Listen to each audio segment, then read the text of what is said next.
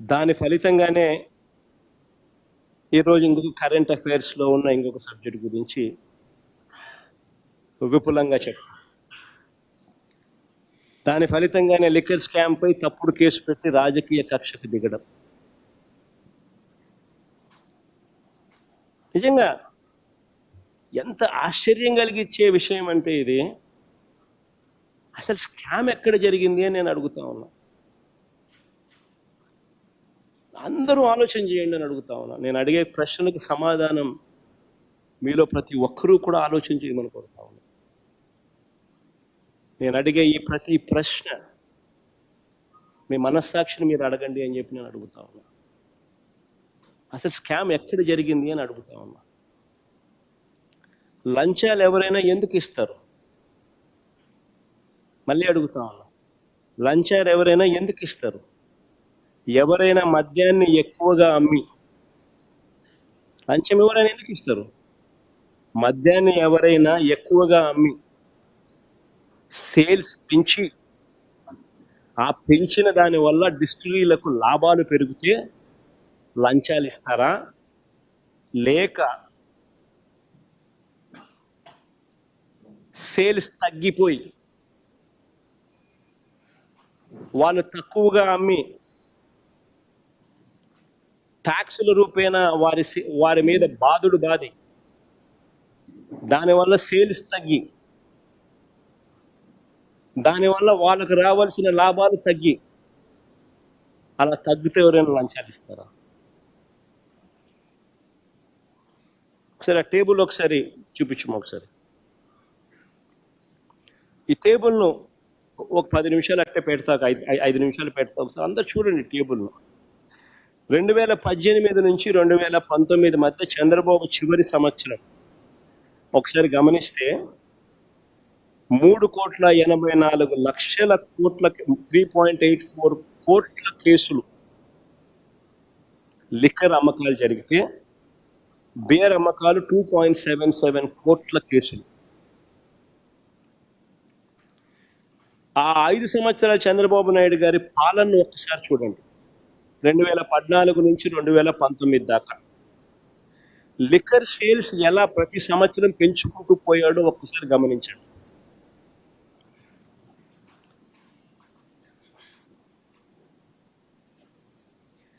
అమ్మకాలు ఇలా పెరగడం వల్ల ఈ లిక్కర్ కంపెనీలకు లాభాలు పెరగడం వల్ల ఈ పెద్ద మనిషికి లంచాలు ఇచ్చే పరిస్థితి ఉత్పన్నమవుతుంది. అదే ఒకసారి 2019 నుంచి 24 చూడండి. ఒకసారి పక్క టేబుల్ మద్యం అమ్మకాలు ఎలా తగ్గాయో ఒకసారి చూడండి. మామూలుగా ప్రతి సంవత్సరం చంద్రబాబు నాయుడు గారి హయాంలో ప్రతి సంవత్సరం ఇంతకు ముందు సంవత్సరం కన్నా 15% పెరుగుతూ పోతూ ఉంటే వైఎస్ఆర్సీపీ హయాంలో ఆయన చివరి సంవత్సరంలో ఉన్న లిక్కర్ కూడా వైఎస్ఆర్సీపీ చివరి సంవత్సరంలో కూడా లేదు. పెరగాల్సింది పోయి ఎలా తగ్గిందో చూడండి ఒకసారి. లిక్కర్ సేల్స్ తగ్గాయి. ఎందుకు తగ్గాయి? ట్యాక్సులు బాధం.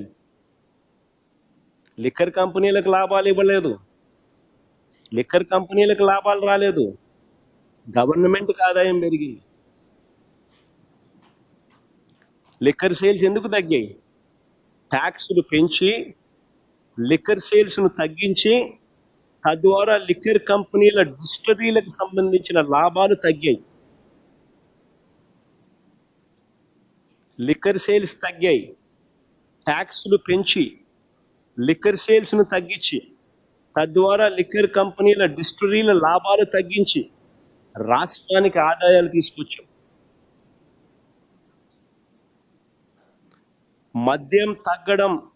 మద్యం తాగించడం తగ్గడం వల్ల ప్రజల ఆరోగ్యం కూడా కాపాడారు. మద్యం తాగడం తగ్గించడం వల్ల ప్రజల ఆరోగ్యానికి కూడా మేలు చేశారు. ఆదాయాలు ఒకసారి చూడండి. ఆదాయాలకు వైపున రాష్ట్ర ఖజానాకు ఆదాయాలు పెరిగి ఒక కేసు మీద వైఎస్ఆర్సీపీ ప్రభుత్వ హయాంలో ఒక కేసు మీద రాష్ట్ర ప్రభుత్వానికి వచ్చిన ఆదాయం ఎంత అని చూస్తే 5,649 రూపాయలు ఒక కేసు మీద రాష్ట్ర ప్రభుత్వానికి వచ్చిన ఆదాయం వైఎస్ఆర్సీపీ హయాంలో. అదే చంద్రబాబు హయాంలో ఒక కేసు మీద రాష్ట్ర ప్రభుత్వానికి వచ్చిన ఆదాయం కేవలం 2,600 రూపాయలు. తేడా చూడండి.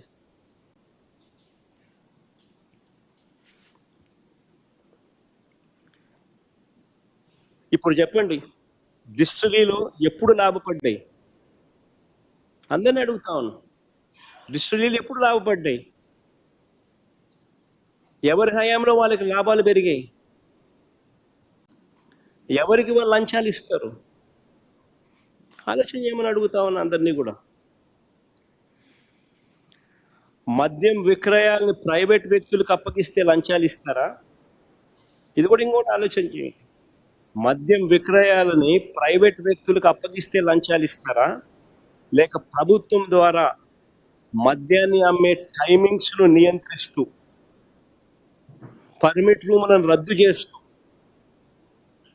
43,000 బెల్ట్ షాపులను మూసేయిస్తూ మద్యం దుకాణాలను 33% తగ్గిస్తూ నిర్ణయాలు తీసుకుంటే లంచాలు ఇస్తారు? ఆలోచన చేయమని అడుగుతా ఉన్నా. ఎవరికి లంచాలు ఇస్తారు?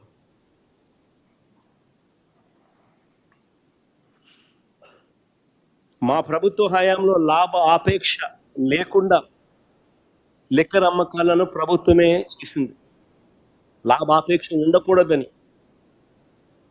కానీ గతంలో ఎప్పుడూ కూడా చంద్రబాబు గారు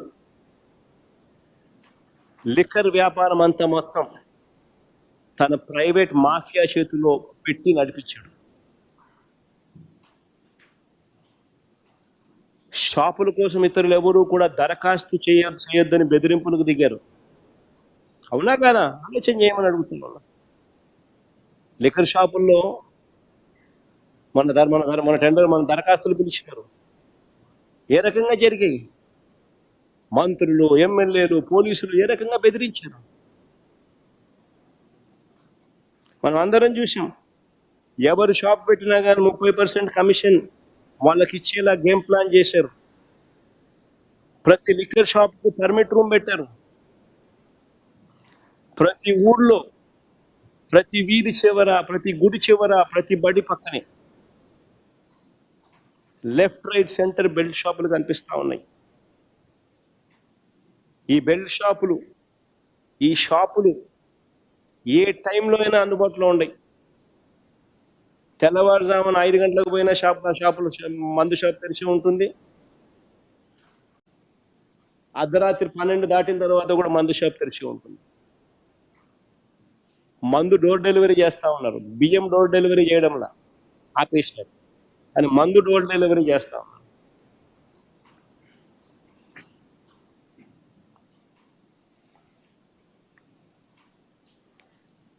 ఈ ప్రతి షాప్లో కూడా ఎంఆర్పి కన్నా కనీసం 20-30 రూపాయలకి ఎక్కువ రేటుకి అమ్ముతా ఉన్నారు. ప్రతి ఊళ్ళో చూసుకోండి, గుడి పక్కకి వెళ్ళండి, బడి పక్కకి వెళ్ళండి, వీధి చివరికి వెళ్ళండి, ఆ బెల్ట్ షాప్లో రేట్ ఎంత అని ఒకసారి చూసుకోండి. ఎంఆర్పి కన్నా 20 రూపాయల, 30 రూపాయల ఎంతకి ఎక్కువ అమ్ముతున్నారో మీరే చూసుకోండి. ఈ అక్రమాలను దగ్గరుండి పోలీసులే కాపాడుతున్నారు, కాపలా కాస్తున్నారు. అన్అఫీషియల్గా ఆక్షన్ పరుస్తున్నారు. బెల్ట్ షాపులు ఎవరు నడపాలా అని చెప్పి అన్అఫీషియల్గా ఆక్షన్స్ 2 లక్షలు 3 లక్షలకు గ్రామాలలో పోటీ పడుతున్నారు.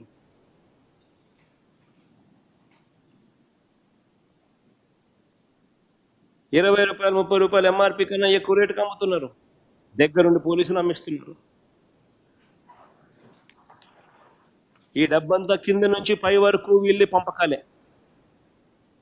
ఒకవైపున ఈ పంపకాలు ఇలా మాదిరిగానే పంపకాలు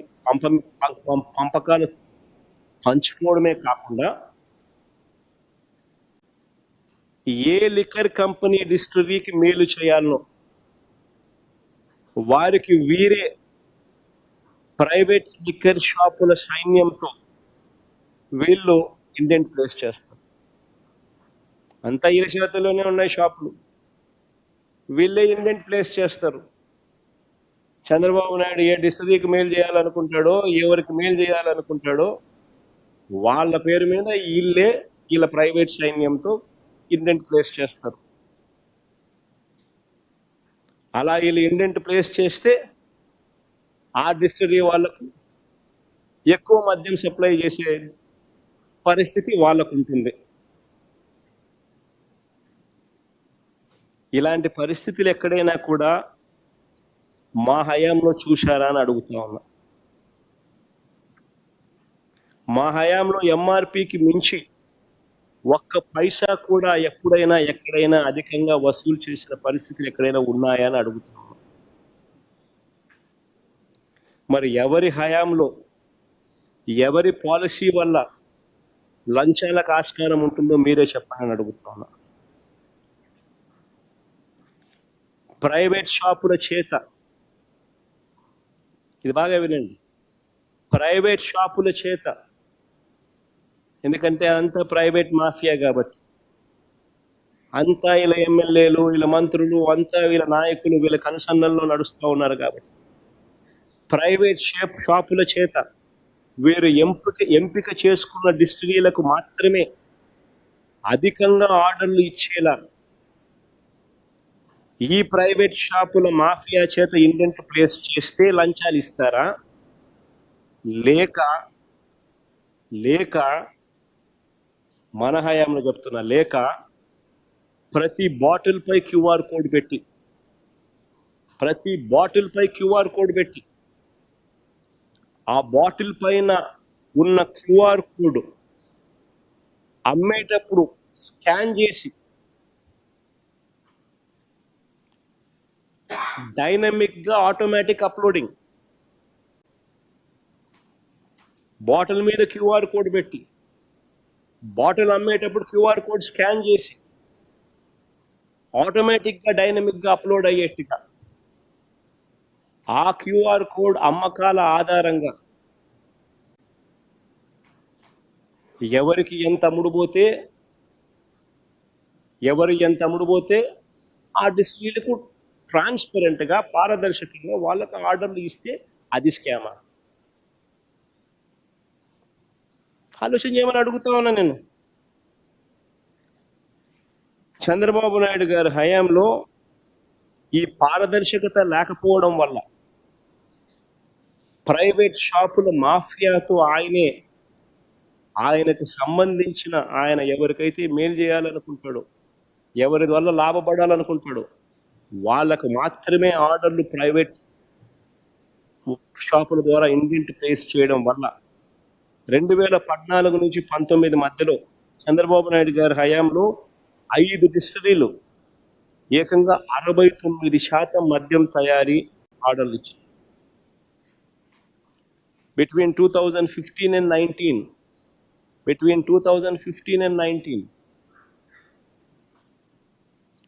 5 distilleries alone captured 69% of Madhyam Tayari. 69% of the orders were placed only to these 5 distilleries to manufacture and supply liquor. ఏది స్కామ్ అని అడుగుతా ఉన్నా నేను. ఇంకొక ప్రశ్న కూడా అడుగుతా ఉన్నా. ఇప్పుడు ఉన్న 20 డిస్టిలరీల్లో 14 డిస్టిలరీలు, 14 of them out of these 20 వివిధ కాలాలలో, during different time periods, Chandrababu Naidu ముఖ్యమంత్రిగా ఉన్నప్పుడు ఆయన లైసెన్స్ ఇచ్చినటివి.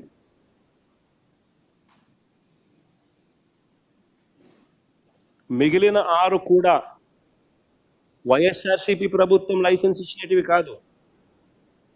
వేరియస్ అదర్ గవర్నమెంట్స్ ఎప్పుడెప్పుడో ఇచ్చినట్టువే తప్ప వైఎస్ఆర్సిపి గవర్నమెంట్ ఒక్కటంటే ఒక్క డిస్టిలరీ లైసెన్స్ కూడా ఇవ్వాల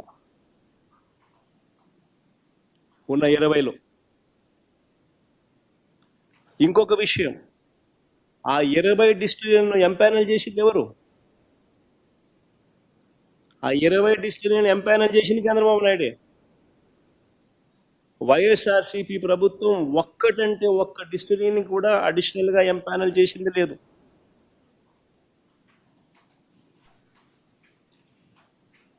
మరి వీళ్ళు ఎవరికి సన్నిహితులు? మరి వీళ్ళు ఎవరికి లంచాలు ఇస్తారు? ఎవరి హయాంలో వీళ్ళ సేల్స్ పెరిగి, ఎవరి హయాంలో వీళ్ళందరికీ లాభాలు పెరిగి, ఎవరి హయాంలో ఎవరికి లంచాలు ఇస్తారు? ఎవరి హయాంలో వీళ్ళ సేల్స్ తగ్గినాయి, వీళ్ళ లాభాలు తగ్గినాయి?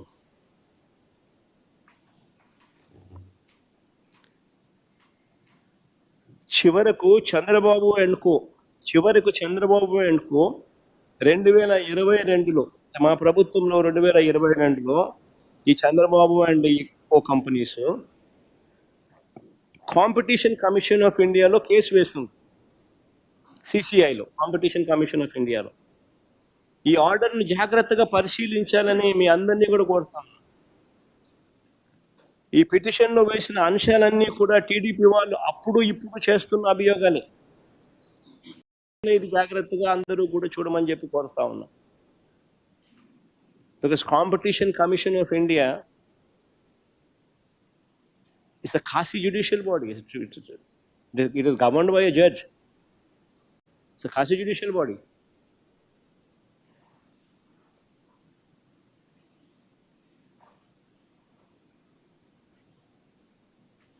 Competition commission of India Chandrababu Naidu గారు ఈరోజు పిటిషన్ ఏదైతే ఈరోజు పిటిషన్లో వేసిన అంశాలన్నీ కూడా టీడీపీ వాళ్ళు అప్పుడు ఇప్పుడు చేస్తున్న అభియోగాలు.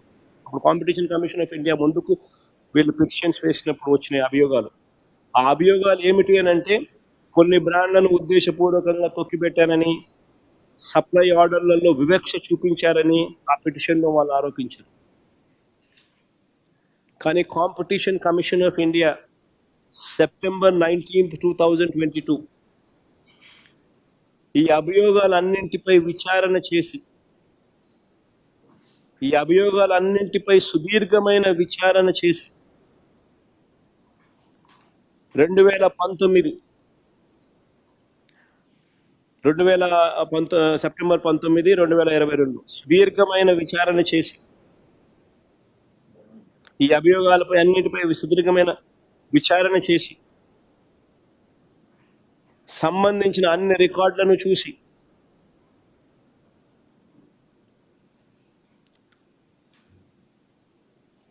సప్లై ఆర్డర్లు అన్నింటినీ పరిశీలించి చారిత్రాత్మకమైన జడ్జిమెంట్ కూడా ఇచ్చినారు. ఆ జడ్జిమెంట్ ఒకసారి చదవండి. In light of the facts and evidence on record and based on the submissions of parties, the allegations of abuse raised by the informants are not found to be validated, and no case of contravention of provisions of Section 4 of the Act can be stated to have arisen on the part of OPs warranting an investigation into the matter. Abuse of dominant position, Section 4, abuse of dominant position, limits or restricts,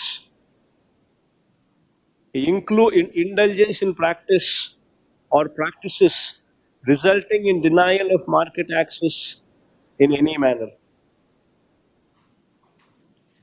Clear cut ga CCI ఇచ్చిన తీర్పు రాష్ట్ర ప్రభుత్వం అమలు చేస్తున్న మద్యం విధానం పూర్తిగా సహేతుకంగా ఉందని, ప్రభుత్వం అనుసరించిన విధానం వల్ల మద్యం అమ్మకాలు తగ్గాయని, అన్ని కంపెనీల మద్యం బ్రాండ్లు కొంటున్నారని, వాటికి సంబంధించిన చెల్లింపులు కూడా సకాలంలో చేస్తున్నారని తీర్పిచ్చింది. సిసిఐ ఇచ్చిన తీర్పులో పారా 85, 90, 95, 96, 97, 98 అండ్ 101 పారాల్లో ఈ మొత్తం వివరాలన్నీ కూడా ఉంటాయి. ఈ సిసిఐ జడ్జ్మెంట్ కాపీ కూడా ఈరోజు ఈ మీటింగ్ అయిపోయే లోపల మీ అందరికీ కూడా it will be put up in public domain also.